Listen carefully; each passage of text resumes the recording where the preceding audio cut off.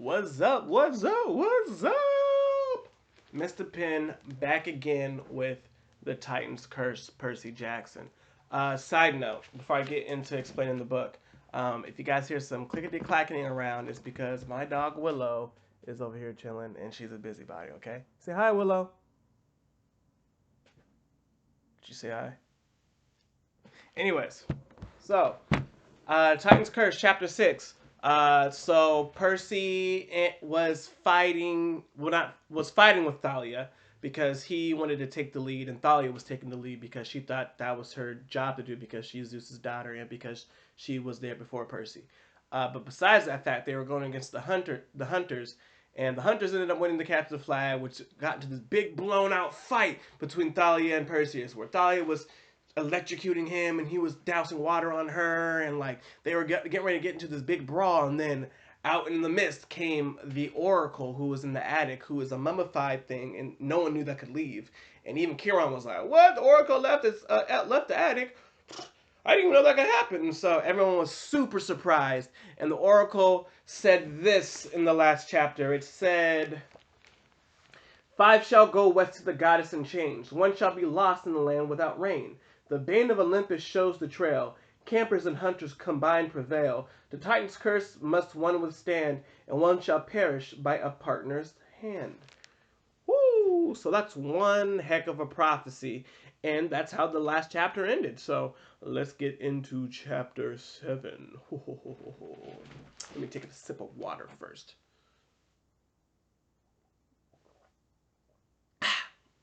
Let's do it. Chapter 7. Everybody hates me but the horse. The least the Oracle could have done was walk back to the attic by herself. Instead, Grover and I were elected to carry her. I didn't figure that was because we were the most popular. "Watch your head," Grover warned as we went up the stairs, but it was too late. Bonk! I whacked her mummified face against the trapdoor frame and dust flew. "Aw, man," I sat her down and checked her for damage. "Did I break anything?" "I can't tell," Grover admitted. We hauled her up and set her on the tripod stool, both of us huffing and sweating. Who knew a mummy would weigh so much? I assumed she wouldn't talk to me, and I was right. I was relieved when we finally got out of there and slammed the attic door shut. "Well," Grover said, "that was gross."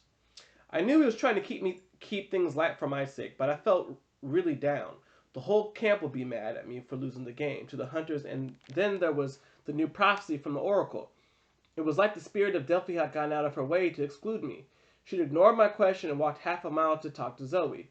And she said nothing, not even a hint about Annabeth. "What will Chiron do?" I asked Grover. I wish I knew. He looked wistfully out of the second floor window, rolling hills covered in snow. "I want to be out there." "Searching for Annabeth?" He had a little trouble focusing on me. Then he blushed. "Oh, right. That too, of course." "Why?" I asked. What were you thinking?" He clapped his hooves uneasily. "Just something the Manticore said about the Great Stirring. I can't help but wonder if all those ancient powers are waking up. Maybe not all of them are evil." "You mean Pan." I felt kind of selfish because I'd totally forgotten about Grover's life ambition. The nature guide had gone missing 2,000 years ago. He was rumored to have died, but the satyrs didn't believe that. They were determined to find him. They'd been searching in vain for centuries, and Grover was convinced he'd be the one to succeed. This year, with Chiron putting all the satyrs on emergency duty to find half-bloods, Grover hadn't been able to continue his search. It must have been driving him nuts. "I've let the trail go cold," he said. "I feel restless, like I'm missing something really important. See, he's out there somewhere. I can just feel it." I didn't know what to say. I wanted to encourage him, but I didn't know how. My optimism had pretty much been trampled into the snow out there in the woods, along with our capture the flag hopes. Before I could respond, Thalia trumped up the stairs. She was officially not talking to me now, but she looked at Grover and said, "Tell Percy to get his butt downstairs." "Why?" I asked. "Did he say something?" Thalia asked Grover. He asked why. "Dionysus is calling a council of cabinet leaders to discuss the prophecy," he said. "Unfortunately, that includes him." The council was held around a ping-pong table in the rec room. Dionysus waved his hand and supplied snacks, Cheese Whiz, crackers, several bottles of red wine. Then Chiron reminded him that wine was against his restrictions and most of us were underage. Mr. D sighed with a snap of his fingers. The wine turned to Diet Coke. Nobody drank that either. Mr. D and Kieran, in a wheelchair form, sat at one of the tables. Zoe and Bianca D'Angelo, who had kind of become Zoe's personal assistant, took on the other end. Thalia and Grover and I sat on the right, and the other head counselors, Beckendorf, Selena Beauregard, and Stoll Brothers, sat on the left. The Aries kids were supposed to send a representative too, but all of them had gotten broken limbs accidentally during capture of the flag, courtesy of the hunters. They were resting up in the infirmary. Zoe started the meeting off on a positive note. This is pointless. Cheese whiz, Grover gasped. He began scooping up crackers and ping pong balls and spraying them with toppings. There is no time for talk, Zoe continued. Our goddess needs us. The hunters must leave immediately. And go where? Kieran asked. West, Bianca said. I was amazed at how different she looked after just a few days with the hunters. Her dark hair was braided like Zoe's now, so you could actually see her face. She had a splash of freckles across her nose, and her dark eyes vaguely reminded me of someone famous, but I couldn't think who. She looked like she'd been working out, and her skin glowed faintly like the other hunters, as if she'd been taking showers in liquid moonlight. You heard the prophecy. 5 shall go west to the goddess in chains. We can get 5 hunters and go. Yes, Zoe agreed. Artemis is being held hostage. We must find her and free her. You're missing something, as usual, Thalia said. Campers and hunters combined prevail. We're supposed to do this together. No, Zoe said. The hunters do not need thy help. Your, Thalia grumbled. Nobody has said thy in like 300 years, Zoe. Get with the times. Zoe hesitated, like she was trying to form the word correctly. We did not need your help. Thalia rolled her eyes. Forget it. I feel the prophecy says you do need our help, Kieran said. Campers and hunters must cooperate. Or do they? Mr. D mused, swirling his Diet Coke under his nose like I had a fine bouquet. One shall be lost, one shall perish. That sounds rather nasty, doesn't it? What if you fail because you try to cooperate? Mr. D, Kieran sighed. With all due respect, whose side are you on? Dionysus raised his eyebrows. Sorry, my dear Centaur. Just trying to be helpful. We're supposed to work together, Thalia said stubbornly. I don't like it either, Zoe, but you know prophecies. You want to fight against one? Zoe grimaced, but I could tell Thalia had scored a point. We must not delay, Kieran warned. Today is Sunday. This very Friday, December 21st, is the winter solstice. Oh, joy, Dionysus muttered. Another dull annual meeting. Artemis must be present at this solstice, Zoe said. She has been one of the most vocal on the council, arguing for action against Kronos' minions. If she is absent, the goddess will decide nothing. We will lose another year of war preparations. Are you suggesting the gods have trouble acting together, young lady? Dionysus asked. Yes, Lord Dionysus. Mr. D nodded. Just checking. You're right. Of course. Carry on. Mr. D. I must agree with Zoe, said Kieran. Artemis' presence at the winter solstice is critical. We have only a week to find her, and possibly even more important to locate the monster she was hunting. Now we must decide who goes on this quest. 3 and 2, I said. Everybody looked at me. Thalia even forgot to ignore me. We're supposed to have 5, I said, feeling self-conscious. 3 hunters, 2 from Camp Half-Blood. That's more than fair. 3 hunters, 2 from Camp Half-Blood. That's more than fair. Thalia and Zoe exchanged looks. Well, Thalia said, it does make sense. Zoe grunted. I would prefer to take all the hunters. We will need the strength in numbers. You'll be retracing the goddess's path, Kieran reminded her, moving quickly. No doubt Artemis tracked the scent of this rare monster, whatever it is. She moved west. You will have to do the same. The prophecy was clear. The Bane of Olympus shows the trail. What would your mistress say? Too many hunters spoil the scent. A small group is best. Zoe picked up a ping-pong paddle and studied it like she was deciding who she wanted to whack first. This monster, the Bane of Olympus. I have hunted at Lady Artemis' side for many years. I have no idea what this beast might be. Everybody looked at Dionysus. I guess because he was the only god present, and gods are supposed to know things. He was flipping through wine magazines, but when everything got silent, he glanced up. Well, don't look at me. I'm a young god, remember? I don't keep track of all those ancient monsters and dusty titans.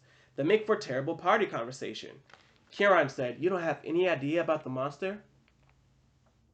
Kieran pursed his lips. I have several ideas, none of them good, and none of them quite make sense. Typhon, for instance, could fit this description. He was truly a bane of Olympus, or the sea monster Keto, but if either of these were stirring, we would know it. They are ocean monsters the size of skyscrapers. Your father, Poseidon, would already have sounded the alarm. I fear this monster may be more elusive, perhaps even more powerful. That's some serious danger you're facing, Connor Stoll said. I like how he said you and not we. It sounds like at least two of the five are going to die. One shall be lost in the land without rain, Beckendorf said. If I were you, I'd stay out of the desert. There was a muttering of agreement. And the Titan's curse must be one to withstand, Selena said. What would that mean? I saw Karen and Zoe exchange a nervous look, but whatever they were thinking, they didn't share it. One shall perish by a parent's hand, Grover said in between bites of cheese whiz and ping pong balls. How's that possible? Whose parents would kill them? There was heavy silence around the table. I glanced at Thalia and wondered if she was thinking the same thing I was. Years ago, Karen had a prophecy about the next child of the big three, Zeus, Poseidon, or Hades, who turned 16. Supposedly, that kid would make a decision that would save or destroy the gods forever. Because of that, the big three had taken an oath after World War II not to have any more kids. But Thalia and I had been born away, and now we were both getting close to 16. I remembered a conversation I had the last year with Annabeth.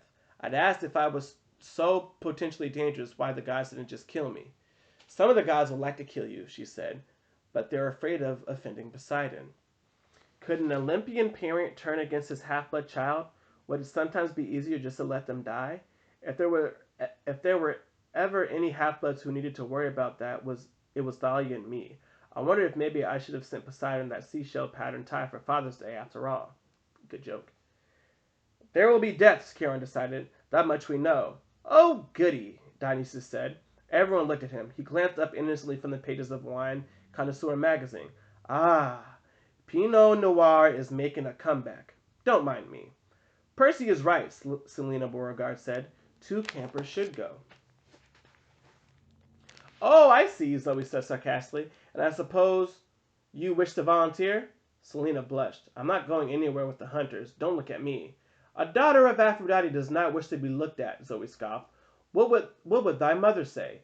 Selena started to get out of her chair, but the Stoll brothers pulled her back. Stop it, Beckendorf said. He was a big guy with bigger voice. He didn't talk much, but when he did, people tended to listen. Let's start with the hunters. Which 3 of you will go? Zoe stood. I shall go, of course, and I will take Phoebe. She is our best tracker. The big girl who likes to hit people on the head, Travis Stoll asked cautiously. Zoe nodded. The one who put arrows on my helmet, Connor added. Yes, Zoe snapped. Why? Oh, nothing, Travis said. Just that we have a t-shirt for her from the camp store. He held up a big silver t-shirt that said Artemis the Moon Goddess, Fall Hunting Tour 2002, with a huge list of national park stuff underneath. It's a collection item. She was admiring it. You want to give it to her? I knew the Stolls were up to something. They always were, but I guess Zoe didn't know them as well as I did. She just sighed and took the t-shirt. As I was saying, I will take Phoebe, and I wish Bianca to go. Bianca looked stunned. Me? But I'm so new. I wouldn't be any good. You will do fine, Zoe insisted. There is no better way to prove thyself. Bianca closed her mouth. I felt kind of sorry for her. I remember my first quest when I was 12. I had felt totally unprepared. A little honored, maybe, but a lot resentful and plenty scared. I figured the same things were running around in Bianca's head right now. And for campers? Karen asked. His eyes met mine, but I couldn't tell what he was thinking. Me, Grover stood up so fast he bumped the ping-pong table. He brushed cracker crumbs off the ping-pong scraps of his lap. Anything to help Artemis. Zoe wrinkled her nose. I think not, Satyr. You are not even a half-blood. But he is a camper, Thalia said, and he's got a satyr's senses and woodland magic. Can you play a tracker song? Yeah, Grover? Absolutely. Zoe wavered. I didn't know what a tracker song was, but apparently Zoe thought it was a good thing. Very well, Zoe said. And the second camper? I'll go. Thalia stood and looked around, daring anyone to question her. Now, okay, maybe my math skills weren't the best, but it suddenly occurred to me that we'd reached the number 5 and I wasn't in the group. Whoa, wait a sec, I said. I want to go too. Thalia said nothing. Kieran was still studying me, his eyes sad. Oh, Grover said, suddenly aware of the problem. Whoa, yeah, I forgot Percy has to go. I didn't mean... I'll stay. Percy should go in my place. He cannot, Zoe said. He is a boy. I won't have hunters traveling with a boy. You traveled here with me, I reminded her. That was a short-term emergency. It was ordered by the goddess. I will not go across country and fight many dangers in the company of a boy. What about Grover? I demanded. Zoe shook her head. He does not count. He is a satyr. He is technically not a boy. He is not technically a boy. Hey, Grover protested. I have to go, I said. I need to be on this quest. Why, Zoe asked, because of thy friend Annabeth? I felt myself blushing. I hated everyone was looking at me. No, I mean, partly I just feel like I'm supposed to go. Nobody rose to my defense. Mr. D looked bored, still reading his magazine. Selena and the Stoll brothers and Beckendorf were staring at the table. Bianca gave me a look of pity. No, Zoe said flatly. I insist upon this. I will take a satyr if I must, but not a male hero. Huron sighed. The quest is for Artemis. The hunters should be allowed to approve their companions. My ears were ringing as I sat down. I knew Grover and some of the others were looking at me sympathetically, but I couldn't meet their eyes. I just sat there as Chiron concluded the council. So be it, he said. Thalia and Grover will accompany Zoe, Bianca, and Phoebe, and you shall leave at first light. And may the gods, he glanced at Dionysus, present company included, we hope, be with you. I didn't show up for dinner that night, which was a mistake, because Chiron and Grover came looking for me. Percy, I'm so sorry, Grover said, sitting next to me on the bunk. I didn't know that you'd honest. He started to sniff when I figured if I didn't cheer him up, he'd either start bawling or chewing up my mattress. He tended to eat household objects whenever he got upset. It's okay, I lied. Really, it's fine. Grover's lower lip trembled. I wasn't even thinking. I was so focused on helping Artemis, but I promise I'll look everywhere for Annabeth. If I can't find her, I will. I nodded and I tried to ignore the big crater that was opening in my chest. Grover, Chiron said, perhaps you let me have a word with Percy. Sure, he sniffled. Chiron waited. Oh, Grover said, you mean alone? Sure, Chiron. He looked at me miserably. See? Nobody needs a goat. He trotted out the door, blowing his nose on his sleeve. Chiron sighed and knelt on his horse legs. Percy, I don't pretend to understand the prophecies. Yeah, I said. Well, maybe that's because they don't make any sense. Chiron gazed at the saltwater spring gurgling in the corner of the room. Thalia would not have been my first choice to go on this quest. She's too impetuous. She acts without thinking. She is too sure of herself. Would you have chosen me? Frankly, no, he said. You and Thalia are much alike. Thanks a lot. He smiled. The difference is that you are less sure of yourself than Thalia. That could be good or bad. But one thing I can say, both of you together would be a dangerous thing. We could handle it. The way you handled it at the creek tonight, I didn't answer. He nailed me. Perhaps it is for the best, Karen mused. You can go home to your mother for the holidays. If we need you, we can call. Yeah, I said, maybe. I pulled Riptide out of my pocket and set it on my nightstand. It didn't seem that I'd be using it for anything but writing Christmas cards. When he saw the pen, Karen grimaced. It's no wonder Zoe doesn't want you along, I suppose, not while you're carrying that particular weapon. I didn't understand what he meant. Then I remembered something he told me a long time ago, when he first gave me the magic sword. It has a long and tragic history, which we need not get into. I wanted to ask him about that, but then he pulled a golden drawstring from his saddlebag and tossed it to me. Call your mother, Percy. Let her know you're coming home in the morning. And, for what it's worth, I almost volunteered for this quest myself.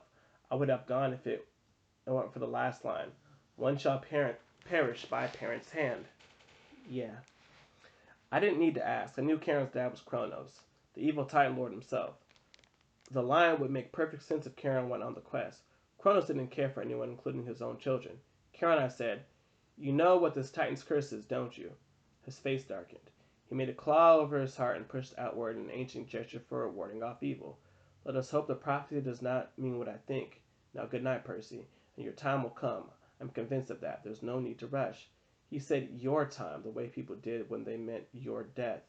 I didn't know if Karen meant it that way, but the look in his eyes made me scared to ask. I stood at the saltwater spring, rubbing Karen's coin in my hand, trying to figure out what to say to my mom. I really wasn't in the mood to have one more adult tell me that doing nothing was the greatest thing I could do, but I figured my mom deserved an update.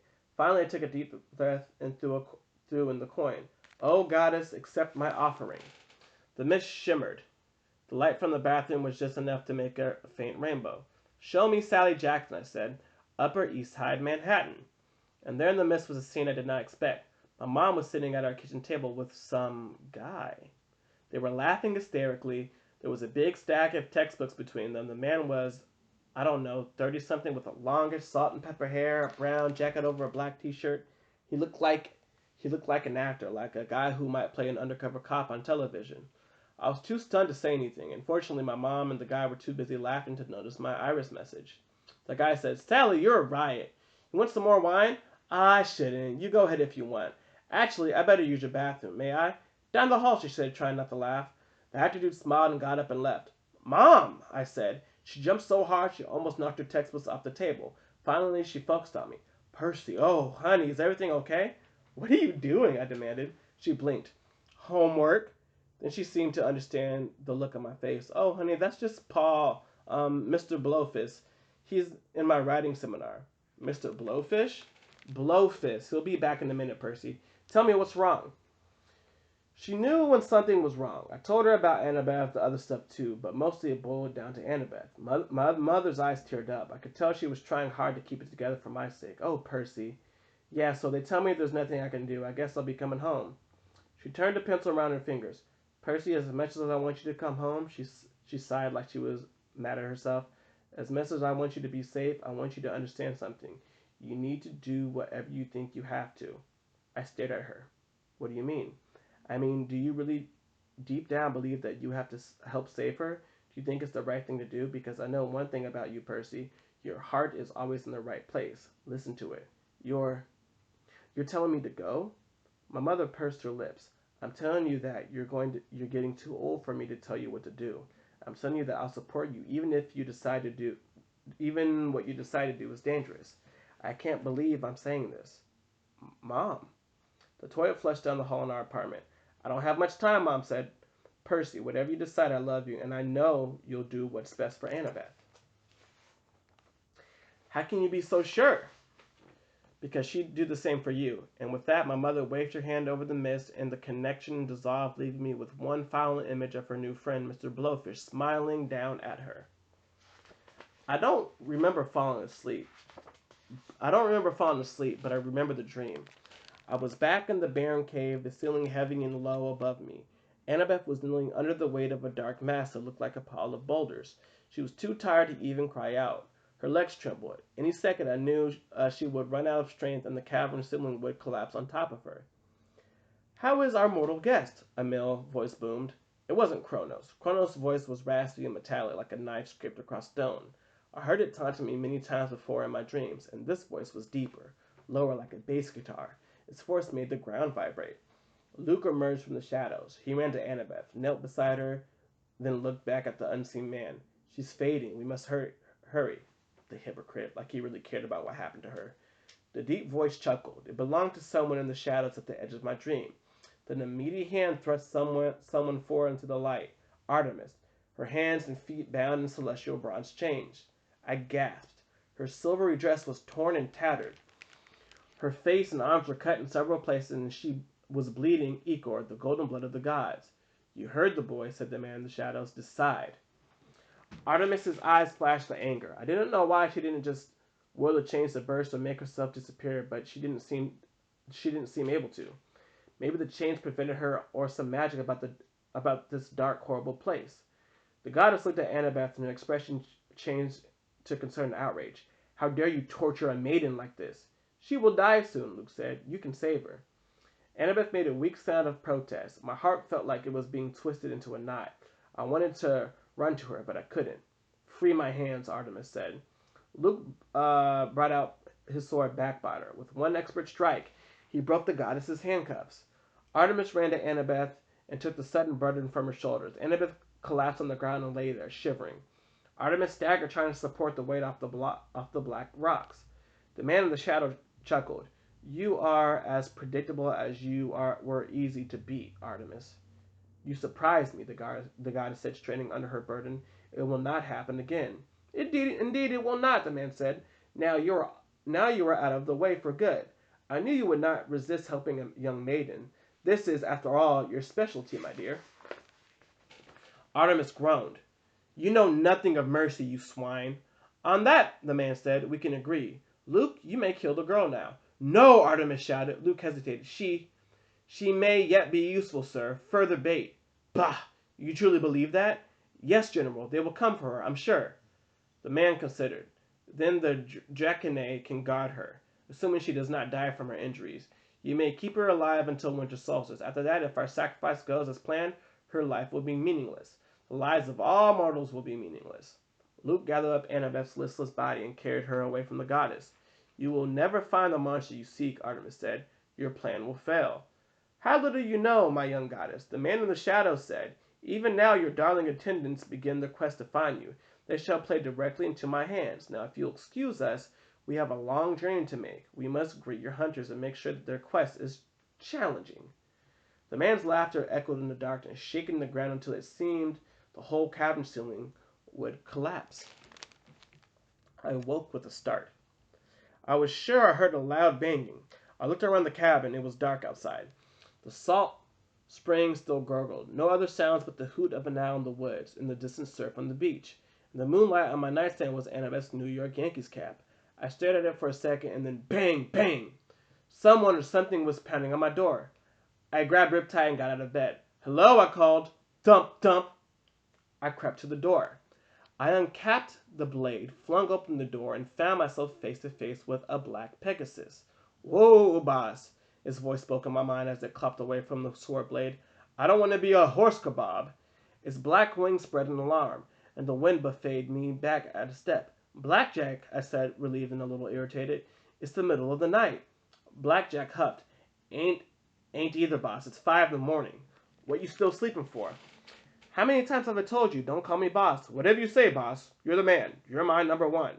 I rubbed the sleep out of my eyes and tried not to let the Pegasus read my thoughts. That's the problem with being Poseidon's son. Since he created horses out of sea foam, I can understand most equestrian animals, but they can understand me too. Sometimes, like in Blackjack's case, they kind of adopt me. See, Blackjack had been a captain on board Luke's ship last summer, and until we'd caused a little distraction that allowed him to escape, I'd really had very little to do with it, seriously, but Blackjack credited me with saving him. Blackjack, I said, you're supposed to stay in the stables. Meh, the stables. You see Kieran staying in the stables? Well, no, exactly. Listen, we got another little sea friend needs your help again. Yeah, I told the hippocampi I'd come get you. I groaned. Anytime I was anywhere near the beach, the hippocampi would ask me to help them with their problems. And they had a lot of problems. Beach whales, porpoises, cottonfish nets, mermaids with hangnails. They called me to come underwater and help. All right, I said, I'm coming. You're the best, boss. And don't call me boss. Blackjack whinnied softly. It might have been a laugh. I looked back on my comfortable bed. My bronze shield still hung on the wall, dented and unusable. And on my nightstand was Annabeth's magic Yankees cap. On an impulse, I stuck the cap in my pocket. I guess I had a feeling even then that I wasn't coming back to my cabin for a long, long time. Woo! A lot's happening there. I wonder what's going to happen to Percy. We'll figure out next time. See you guys later. Peace.